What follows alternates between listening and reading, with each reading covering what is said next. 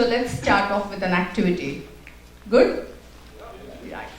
Now, what you've got to do is I'm going to call out a profession, or I'll call out a character from a story. And you have to draw stick figures, either male or female. You can draw a line and a triangle if that's easier. Yeah? Depending on what I call out and what comes to your mind first. No cheating, please. Is that a promise? Yeah. Great. There we go. First, Red Riding Hood.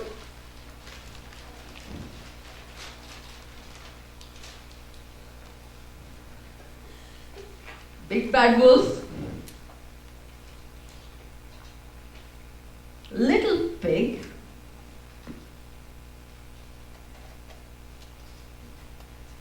Next one, Computer Nerd. And next, School Head Teacher. The Sun. And Angels.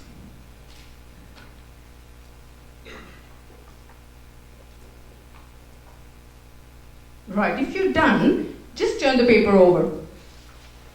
Yeah, and we'll come back to it, so don't lose it in a little while. Right? And what I'm going to tell you now is a story. Are you ready to listen to a story? Yes. This is my story of coming from India to UK, and a story of what I can do here. Yeah? I can wear what I like. I can go out into public spaces any time of the day or night. I can travel on public transport without feeling frightened or scared at any time. I can go to a pub or a restaurant and I'm served without somebody waiting for a serve to join me.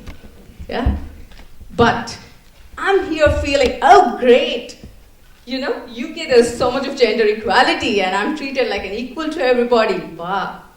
Scratch the surface and there we go.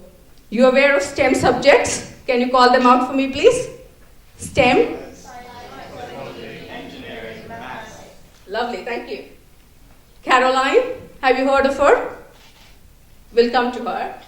And how many here are engineering professionals? Can you put up your hands? Righto. Thank you, and thanks, I can see some ladies and more gentlemen. Caroline led the campaign for having a woman's photograph on the currency in UK. And you would think, oh, that's great, why not? But she was promised really, really unpleasant things if that happened. Lots of threats which she has tweeted, and you can find them on Twitter, right? And these are some of the statistics from the Women's Engineering Society. 2015 page talks about 6% of women professionals in engineering. 6%. In A-level physics, 21% of women who go further, rest of them don't.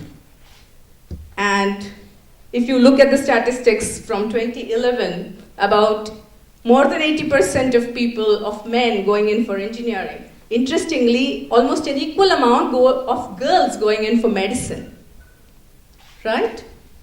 So this is what the page tells me. What I did was I talked to everybody I came across, girls, boys, anybody else, elders, young educators, teacher educators, head teachers, everybody who had time to spare, and this is a small list I've come up with. People think it's unglamorous to take STEM subjects or do engineering. They think it all starts in early years. You develop a like or a dislike when you're very young. It's too difficult. The field is male-dominated. Do I really want to get into that? It's terribly boring.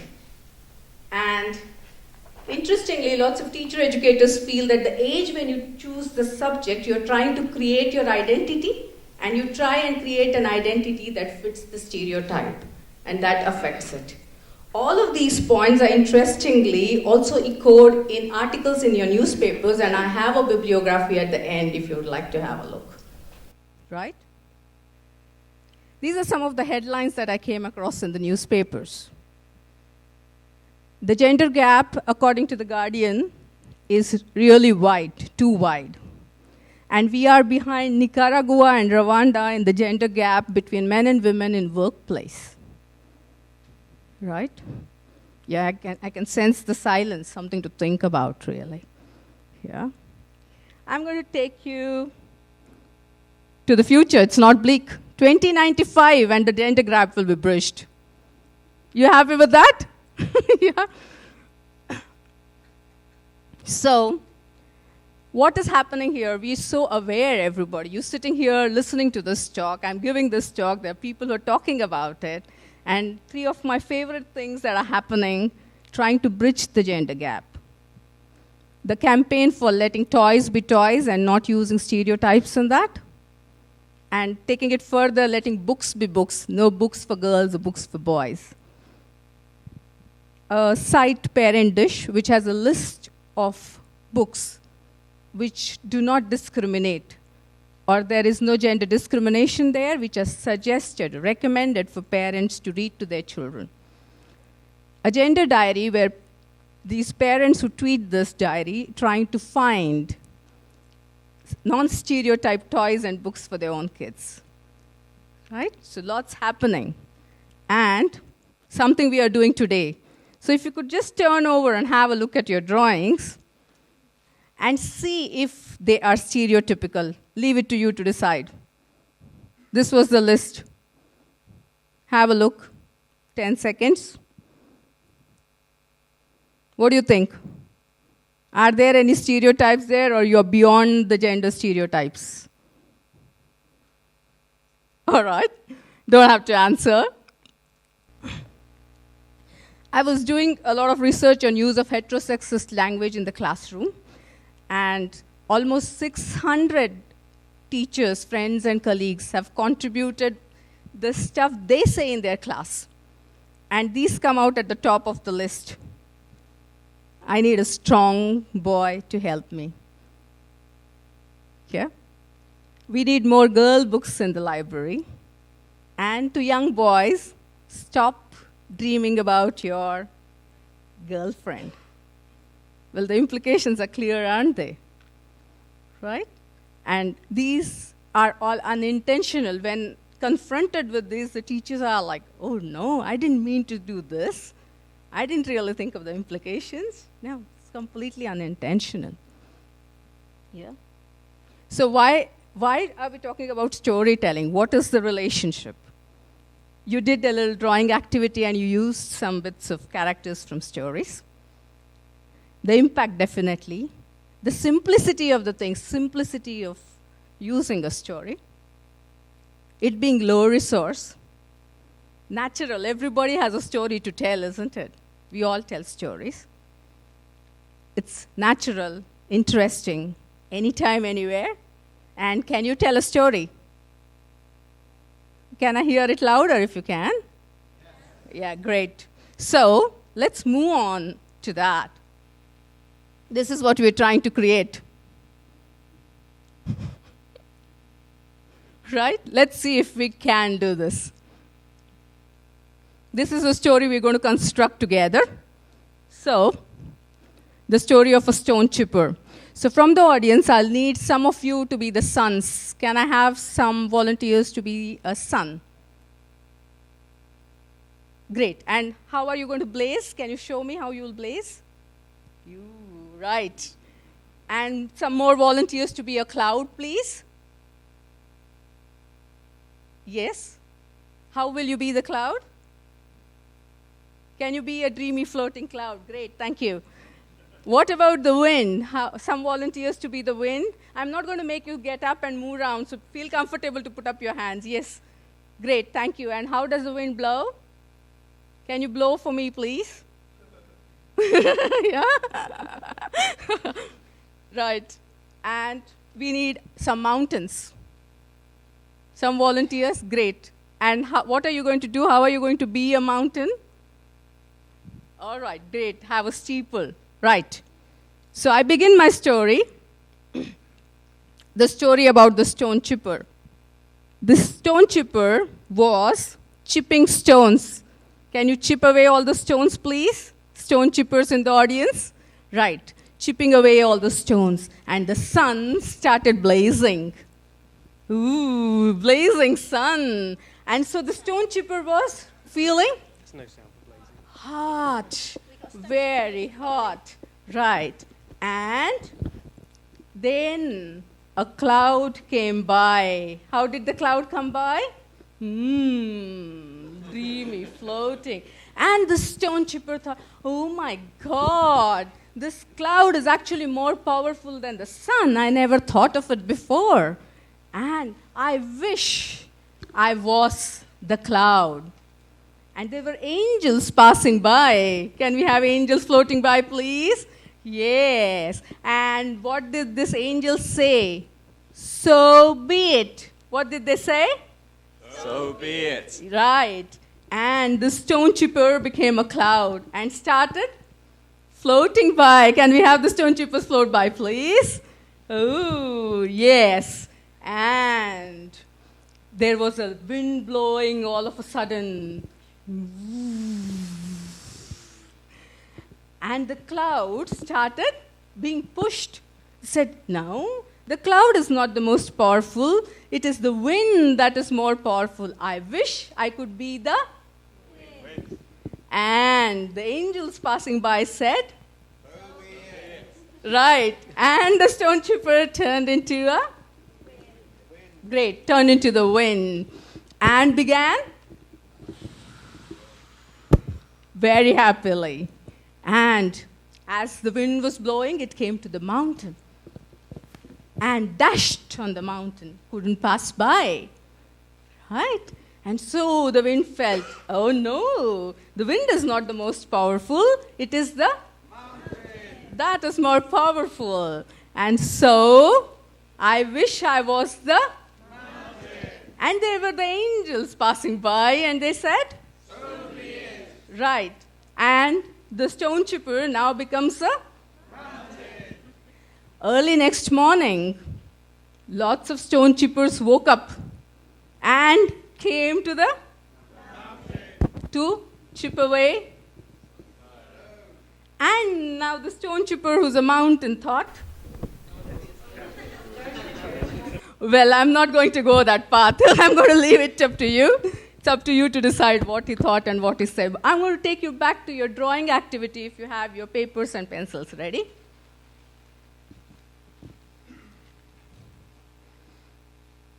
Right? You go to draw stick figures now. Now can you draw the sun?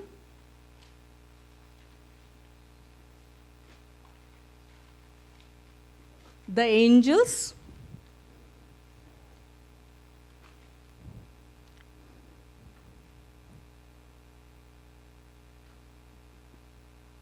The stone chipper and the wind. Right, you have your earlier drawings and you did draw the sun and the angels. So you get to compare those, and if you want, you can talk with the person next to you. I'll give you 10 seconds before I carry on. You want to share something with me? Jaina's coming around.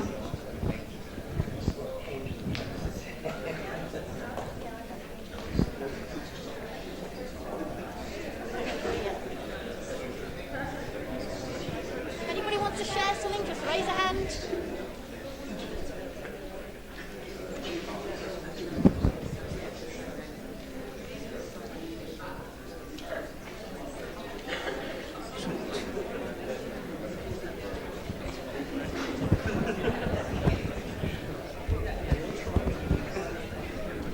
Shefali, we have someone up here who wants to share something. Right. Hello. Hi. So the second time around, I went more kind of the other way and tried really hard to think about not being gender stereotyped. So I drew the stone chipper as a woman, but still you tend to think of angels for some reason as being female, even though angels should I suppose, be androgynous, depending on your belief. But yeah, it definitely made me think about how I was gendering the people that I was drawing. Definitely. Right, thank you. Thanks a lot. We got another one. Is that all right, Yeah, Shefali? sure. Cracking. On that androgynous point, I actually wrote that angels were both each time because I couldn't decide. I saw both at the same time, possibly because it was plural as well. So Okay. who knows? But I found that anything that was in a story that I was taught when I was young, I found it very, very difficult to move out of that gender stereotype. So Red Riding Hood was always female, even though I was aware of exactly what was going on in my mind as I wrote that down. Right. Thank you so much. And did you feel that there was some impact the second time? Did it make you think?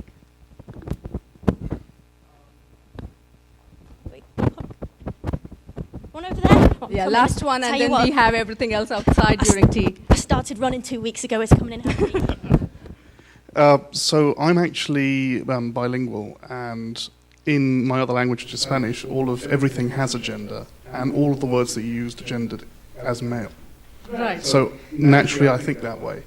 Although in the case of angels, because it's plural, I can play a bit, but the others is just that's the way I think in my languages. Right. Great. So that brings us to the language bit I added, and so thanks a lot for the connection there. And I would love to listen to the rest of you, and we can talk later in the day. We are here for the whole day. So my take on the whole thing, this is the bibliography I promised you, and I can share the slide with you later.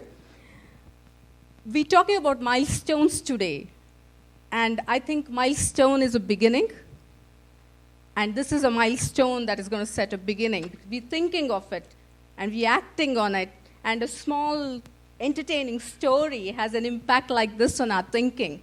So next time we tell a story to somebody, are we going to be more conscious of it? Are we? Yes. Are we going to try and not wait till 2095 for the gender gap to equalize? Yes. Yeah, can I hear that louder? It makes me very happy. Yes. Thank you very much. That's all I had to say.